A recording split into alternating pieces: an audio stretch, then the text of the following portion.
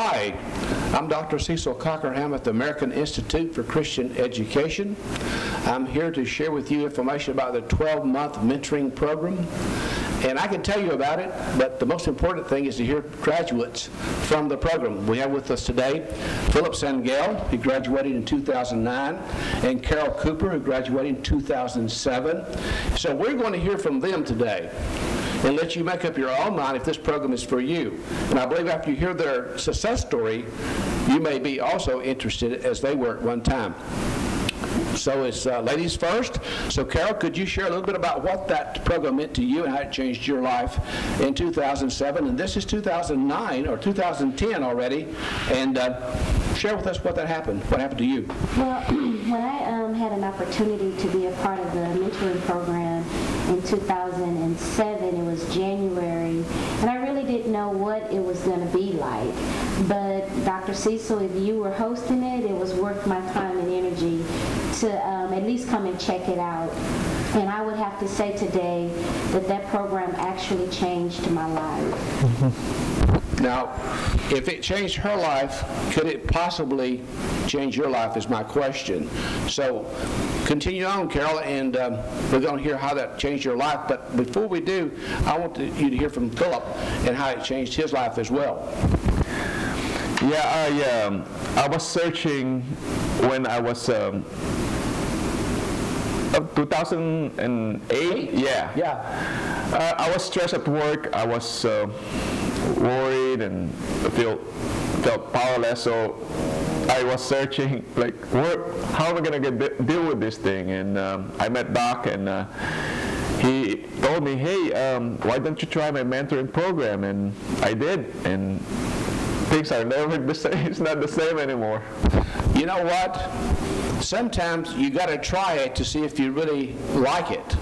That's a trite saying, but the truth of the matter is, they can talk about it, I can talk about it, but unless you really try it for yourself, you'll not really know if it'll change your life. But literally, we've had a lot of people over the last 3 years to go through the mentoring program, and people have never been the same again since going through the program. Now, there are some disciplines. So, Carol, I know this thing meant to you about some disciplines that you learned in the programs. Could you share some of that a little bit with the people watching this? Yeah, even though, Dr. Cecil, we had to come together for 1 day a week for 3 or 4 hours that day, that in itself took discipline, because at the time I was working full-time in ministry and I had a lot of things going on. So to take out 4 hours on a Sunday to come and be a part of the mentoring program was a discipline in itself. But also, in order to get through the program, there were some other things that I had to do. I had to cut off the television, you know. Now, some of you may not want to turn off the television. And some of you may not want the discipline of coming to a class once a month for 2 or 3 hours. But I've got some good news. We've upgraded the program. So now you can take this program via live streaming on that teaching that we do once a month, or even better, we have it banked where you can go and get it what they call streaming on demand. That means you can go and watch this anytime that you want to. So we've upgraded that, Carol, so you don't have to necessarily show up. But I like a live audience personally to show up. So anyway, how about the discipline for you, Philip? Was some disciplines involved also in your life? It did. Actually, the first thing that I learned from your teaching, Doc, is setting up goals. I just go through life without goals, no plan, and that's the first thing I learned, that you gotta write down things that you wanna do, short term and long term, and you build steps to accomplish that goal. And it helps me a lot on planning, at least on my immediate future. You know, goal setting is very, very important. Most people, honestly, do not goal set. And those who do don't always do it correctly. And even those who go to those expensive weekend retreats that can cost you up to several thousands of dollars, the problem with that is that you get excited, you get great information, But in about 90 to 120 days, what happens? All that excitement kind of fizzles. What you need is somebody to come alongside you for several months. In fact, that's the reason why we call this the 12-month mentoring program. I want to be with you, come alongside you, support you with teaching, with emails, okay, with a coaching call, okay, with a teleconferencing call, all during that month. So I'm kind of like your partner in reaching your goals. In fact, your goal is my goal. My goal is to help you reach your goal. So that's very important, because goal setting is really what we do, and we focus on that for the first 120 days primarily. Did you find the goal setting to be important in this program for you, Carol? I did. It was very important. I remember having to sit down and think about my goals as dreams. And I think one of the challenges were to think about your God-given dreams. And I had an opportunity to write those down. And then I was challenged by some of the materials. And in the material, I was told that no dream was too big.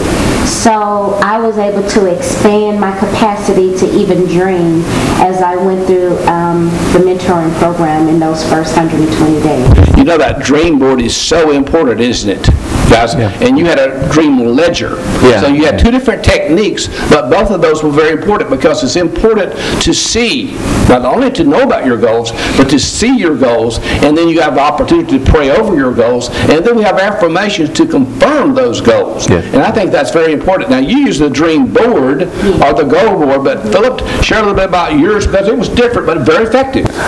I'm an engineer by trade, so I like things written down, like in order.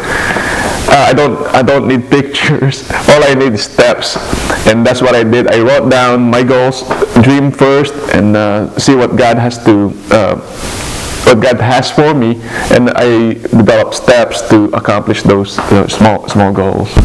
You know, there's the small steps, and then you got to take the larger ones, and then the long ones. Now, we have people back in 2007 who are still working on their dream board, their goals, because they did some short-term things like you did, and then there's some mid-term goals, and then there's some long-term goals. I remember one of the ladies who wanted to have a bakery, you know, kind of like a little shop where people could come in with Christian music playing and coffee and goodies to eat, and kind of like a hangout place for Christians. So she's in the process. She's changed her occupation to learn that trade. So there's some things that we have to do to reach our goals. It's just, I'm going to say it honestly to everybody, this can be a commitment, it can be a challenge, and it can be some work involved. So this is not just because you show up or just because you watch it through the internet. It does not mean that your goals are going to become a reality. Because, Carol, I want to share with you some things that you had to do for a second job, even to make this happen, because you had a really big goal, but you accomplished it. Actually, a little before the goal was actually manifested, you reached it a little before the time frame that you had set. So share that with everybody. Well, one of the goals I set was to own my own house in 2007. And like I said before, I was working full-time in ministry, and my salary didn't allow me to save for that goal. So I decided to take on a part-time job. And that part-time job was to save money so that I could achieve that goal. And I set the goal to be, I wanted to have Thanksgiving dinner for my family in my new house. And I actually closed on September the 20th of that year. So we were able to have our Thanksgiving dinner in my house that year. That's pretty cool. See, it takes some discipline, some commitment, and sometimes you may actually have to do some extra work in order to get to your God-given destination. But she got there because she set a goal, and then she did some things to create the steps that were necessary to get to that destination. So that's important. But I think the support system that you had, Carol, was so important from the class. Talk about the support from the students in class. It's so important for your goals to be reached.